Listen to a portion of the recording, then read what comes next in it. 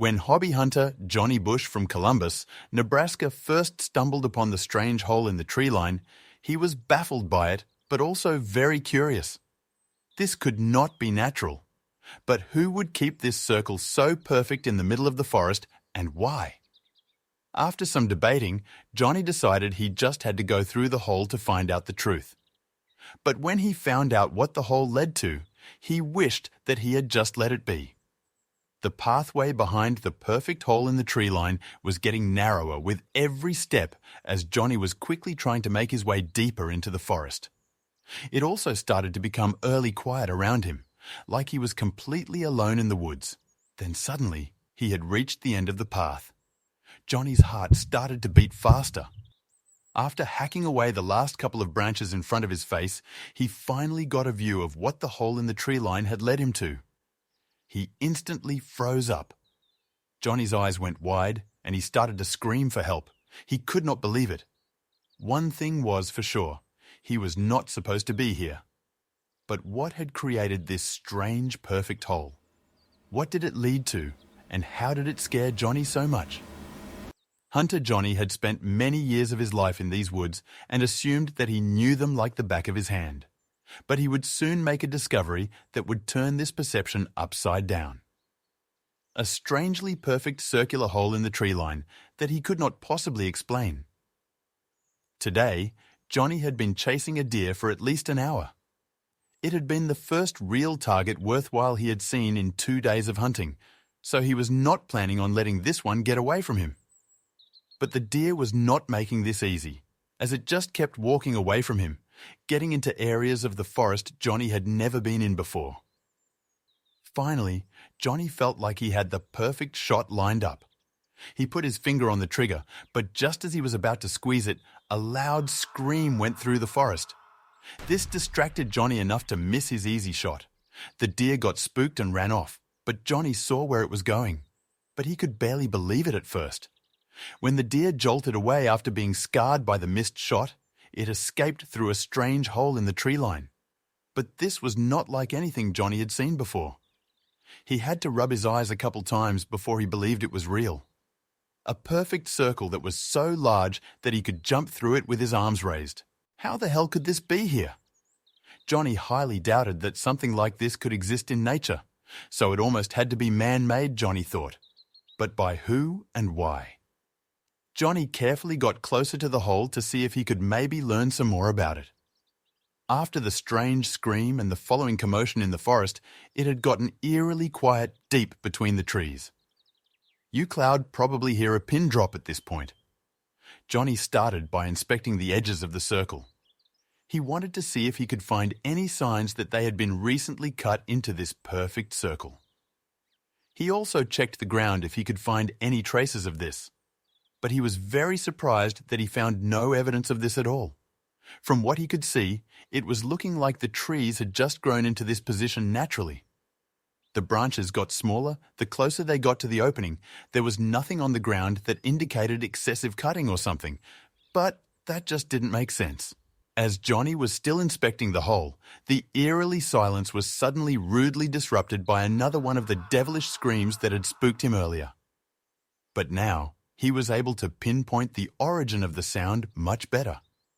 It was obvious that the scream came out of the direction of the hole. And this was also the first time Johnny got a bit of a better look at what was behind the hole in the tree line. Up till now, he had only concerned himself with the entrance itself, but there was so much more to this strange discovery. There was a clear pathway after the hole. It was not nearly as wide as the hole was, and actually seemed to get quite narrow very quickly. But this had to be the path the deer had used to escape. But by this point, Johnny had nearly completely forgotten about the animal. That scream! It almost sounded human this time. Could there be people around here? People in need? Maybe they had found this hole before him and went through to explore.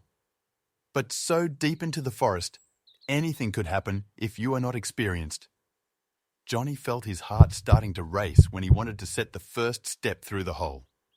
What if there was something going on here that he also was not prepared for at all? Everything here just seemed so weird. But he could not just ignore the scream, right?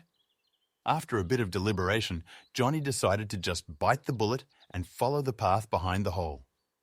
He could not just walk away from this now if there was somebody that needed his help. He would never be able to forgive himself if he did that. He started slowly but surely making his way on the path. It quickly got to a point where Johnny was sure the deer that had fled could not have gotten to. But he also did not see any other way the animal could have gone. Something that further confused Johnny. What he also noticed is that it seemed like nobody had made their way across this path in a long time. He really struggled to get through all the branches, but before he went through it, everything was still completely intact. Just like with the prefect hole. The further he got away from the entrance into the tree line, the darker it seemed to get around him. Johnny started to doubt more and more if he had made the right decision going on this journey. Nobody even knew where he was at this point. He had already checked his phone, but he had no signal at all in this place. But this was something his friends and family were used to. They sometimes did not hear from him for multiple days, so they would not be worried about him for a while. By this point, Johnny was already going down the path for a solid 10 minutes, and he had not heard any scream or anything like that for all this time. He was wondering if he had maybe got the direction wrong. But then he finally started to get to the end. The narrow path finally started to get wider and even seemed to head for some sort of clearing. With more light coming through the treetops now, Johnny could actually see that there was something in this clearing, something that he never expected to be so deep in the forest. There was an old, worn-down mansion that started to doom up between the trees. It was almost like something out of a bad horror movie. What the hell was a house of this size doing here, so far away from civilization? But Johnny was going to find that out soon enough. The house looked abandoned, but Johnny could not help but worry that there was someone of something in there that could be responsible for the perfect hole in the tree line. There simply had to be a connection between that hole and this house. Johnny just did not yet know what. Johnny heavily doubted if he should go into the house. He had already called out to see if he could get a response, but it had stayed silent. He knew that the best thing he could do now was to turn around and leave. But curiosity is a powerful motivator. Johnny tried to swallow his fear and walked towards the old, worn-down mansion. The front door was already opened up, so getting inside was not going to be a problem. However, leaving the building would turn out to be a whole different story.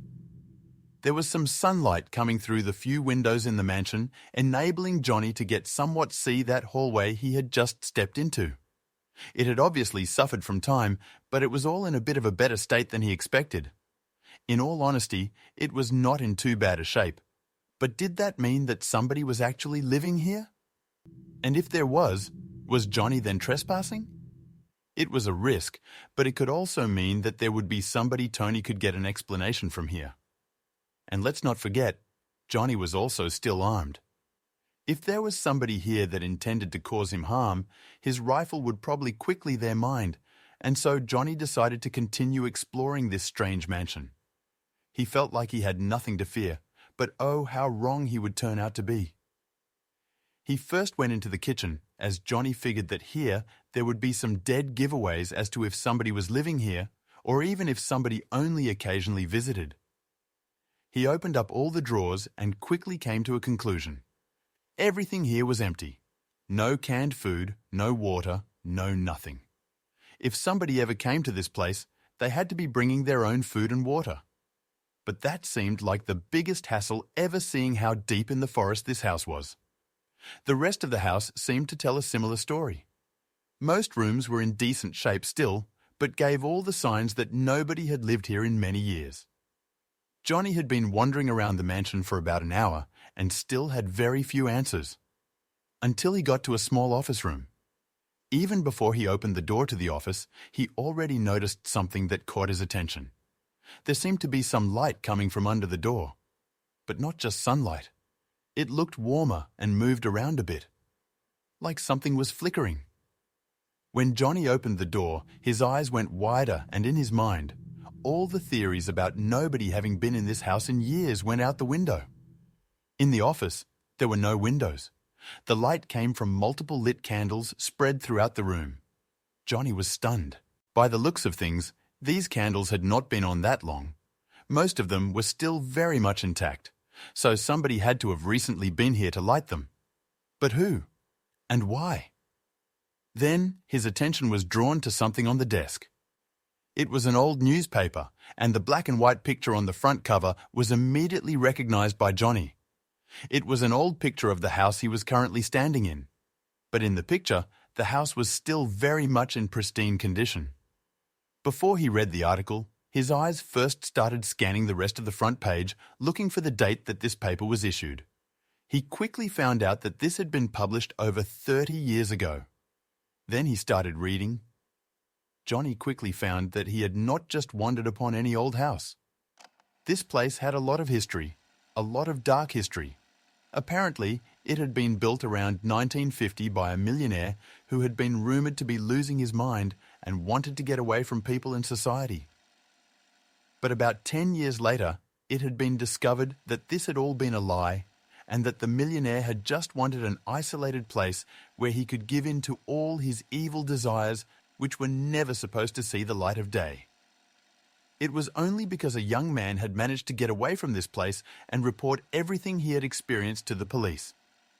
The millionaire had been arrested only days later, and the house was left behind abandoned. The article had called it the Devil's House, and seeing as probably nobody had wanted to buy it due to its history and the location, it had just been left to be reclaimed by nature. But judging by the decent looking inside of the house and the lit candles, somebody did not agree with this. But as Johnny was frantically looking around the room looking for cliques as to who could be responsible for all this, a sudden heard a creaking sound coming from above him. Then something came crashing down, and Johnny could only just dive out of the way. A ladder had come walling from the ceiling, and when Johnny looks up, he sees that a hatch has also been opened adobe his hatch. Somebody was up there. The person who was responsible for the candles, the state of the house, and most likely the strange perfect circle he had gone through to get here. Johnny nervously made his way up the stairs and eventually climbed up on the high balcony he had seen on top of the house when before he had initially gone in.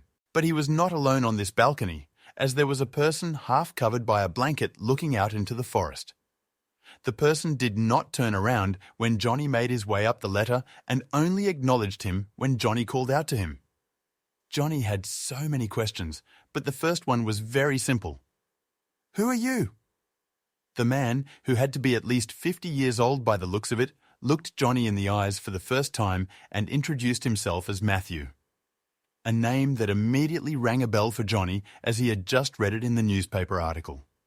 He knew exactly who this was. Matthew was the name of the boy who had escaped from this house almost 40 years ago and reported the millionaire to the police. When Johnny asked for confirmation, the man gave it in the form of a simple nod.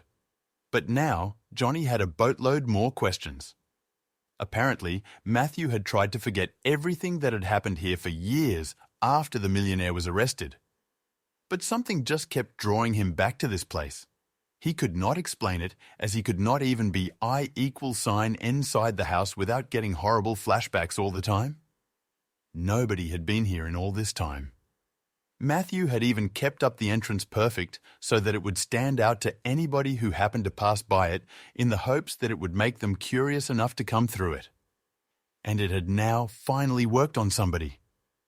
Matthew was in desperate need of a friend, and now that Johnny was here, he didn't want to let him go. Johnny took a step back and almost stepped into a rope trap. He screamed as Matthew came towards him. Johnny only had a second to think. He ran forward and jumped over the edge of the balcony, landing on the roof. He tried to carefully slide down, but ended up with a lot of bruised and friction burns. But he made it down and started running for his life. A eventually managed to make it back to a party in the forest where he had a phone signal and quickly called the police to report what was happening in the old house. They promised they would look into it, but to this day, Johnny still doesn't know if they ever did. Johnny never went back to that part of the forest again and even stopped hunting for a couple months as he was so startled by the whole thing. Every time he sees a homeless man on the street, his heart nearly stops as he fears it might be Matthew. But up until today, he has not seen him again.